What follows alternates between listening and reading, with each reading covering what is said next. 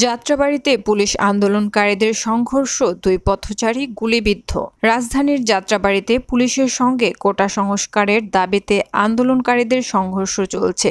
এ সময় পুলিশের গুলিতে দুই পথচারী গুলিবিদ্ধ হওয়ার খবর পাওয়া গেছে। বৃহস্পতিবার 18 জুলাই বেলা 10টার দিকে আন্দোলনকারীদের সঙ্গে পুলিশের সংঘর্ষ হয়। এর আগে বুধবার সন্ধ্যার পর আওয়ামী লীগ ও সহযোগী সংগঠন এবং পুলিশ আক্রমণ করলে শিক্ষার্থীরা পাল্টা আক্রমণ চালায়। এক পর্যায়ে বিক্ষুব্ধরা মেয়র হানিফ ফ্লাইওভারের কাজলা অংশের টোল প্লাজায় আগুন ধরিয়ে দেন। যদিও রাত 3:15টার দিকে পুলিশ, র্যাব, বিজিবির যৌথ টহলের পর যাত্রাবাড়ির শনির আকড়া এলাকায় যান চলাচল শুরু হলেও ফের তা দখলে নেয় আন্দোলনকারীরা। বর্তমানে মহাসড়কের উভয় পাশে যান চলাচল বন্ধ।